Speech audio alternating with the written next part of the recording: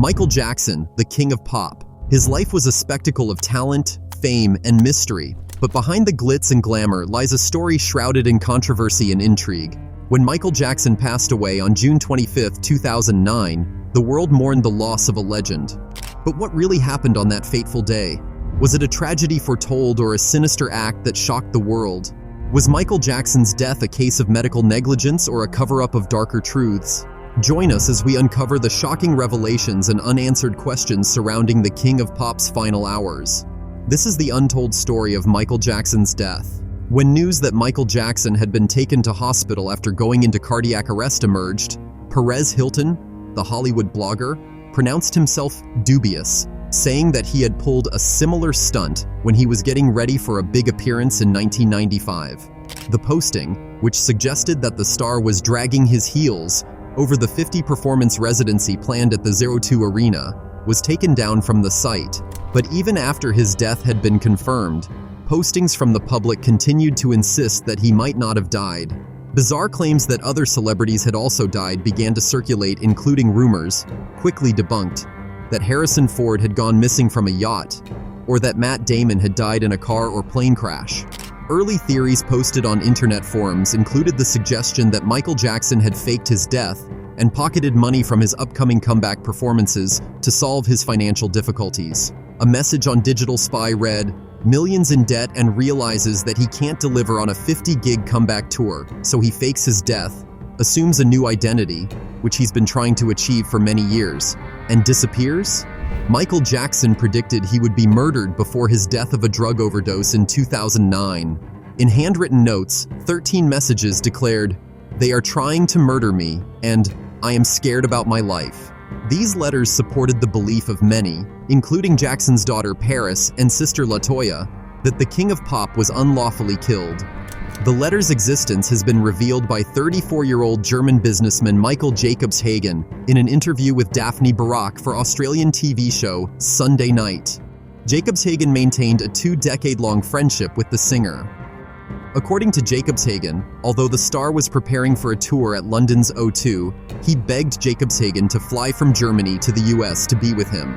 After flying out and spending 3 nights with the star, Jackson handed his friend the notes predicting his death. Although the notes kept telling Jacobs-Hagen they were trying to murder Jackson, the star never explained who they referred to. However, some notes have referred to concert promoters AEG, who, at the time, were organizing Jackson's London O2 residency. One note said, "AEG makes so much pressure to me. I'm scared about my life." Who, then, is responsible for the death of Michael Jackson? It could only have been Tylenol, a lawless murderer, out of control. Why is it so difficult to believe that Michael is dead?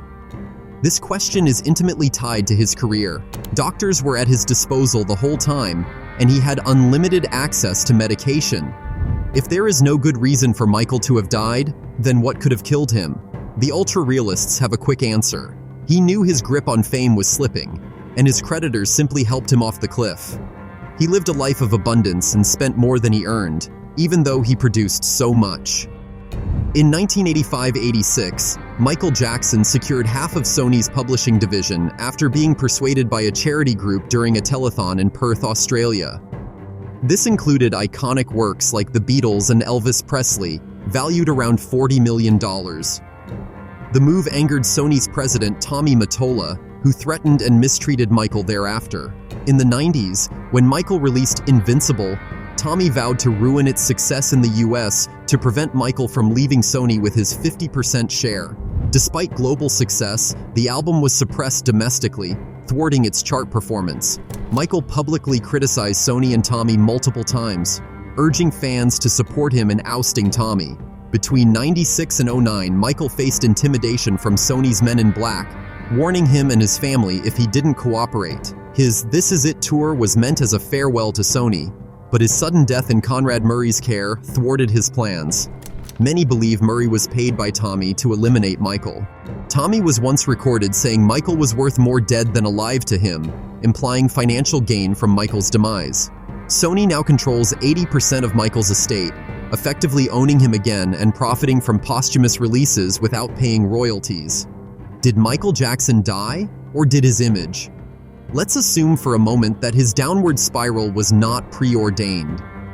He might not have foreseen the outcomes of his actions, but he was most certainly conscious of the alterations he was making to his body. It started with local surgeries and ended up leaving him without evidence of a former self. Yet under extremely complicated medical, nutritional, and environmental conditions, this image could still breathe and move. This painted surrogate self was whiter and skinnier than the body it represented. In a way, it managed to sustain a life that speaks and moves and shakes hands with world leaders and celebrities. A life that comes back to sing and dance. He killed his body for his image, performing a true work of art. Had he not been captured by death and successfully ascended the stage, he would have assumed yet another image that was not his. We will not reference the many installation artists who have used their bodies as canvases because none of them reached Michael's Deleuzian relation with art. He succeeded in sealing off all his orifices, becoming an image that cannot nourish itself or breathe, or has perhaps discovered an alternative to life, one so far unknown to humans. There is more art in his image than flesh and bone. Conrad Murray is the man who killed Michael Jackson. He was also Jackson's personal doctor, who was paid $150,000 a month to keep his star patient healthy. After completing his sentence in an exclusive interview, he said, "I loved Michael. I love Michael Jackson. I love him not quite how you'd expect a doctor to describe his relationship with a patient. How close was that relationship? I was his closest friend, you see. Indeed, I was Michael's doctor, but I spent more time with him as a friend and taking care of him medically. I love Michael. I will mourn his loss forever. I am so sad that he's not here." Dr. Conrad further added, "I can tell you, I tried the best I can. I was one man doing CPR, ventilating him with an ambu bag, and I did mouth-to-mouth resuscitation, but I wanted to help Michael wholeheartedly." The coroner found that Michael Jackson died from acute propofol intoxication, a heavy-duty anesthetic normally used for surgery patients. Dr. Murray had given him to help him sleep. For $150,000 a month, Dr. Murray was hired to ensure Jackson maintained good health for his final concert tour. This is it. Dr. Murray claims Jackson was once again unable to sleep and begging him for truth. When he said to me, "If I don't go to rehearsal, I'm going to lose everything." I was already informed that Michael Jackson was over $40 million in the hole and climbing. When I saw how desperate he was, and I knew how much of a destitute he was, and what he was facing if he does not do this, it all became felt in my heart. One of the good things about the properties of propofol is that it is so quick to act and it is so quick for the effect to leave you. In 2 minutes, he's come out of his sleep, he's injected himself with propofol that I'm assuming is handy to him to be able to do, and then he's gone back to sleep, and blow me down, he's died. Oh, you know, I'm saying that Michael Jackson died, unfortunately, from an accident based upon those actions. So the question still hangs around in balance. Was it intoxication that killed Michael? Or was it the threats of a label that sucked the life out of him? Was it the fear of slipping away of fame and image? Or was it the stress caused by the immense stress of huge debts? Every soul can peace in believing a reality of their own. However, it can be rightly said that Michael Jackson's life was a battle against corporate greed and control, a struggle that tragically ended under mysterious circumstances, leaving a legacy tainted by conspiracy and exploitation.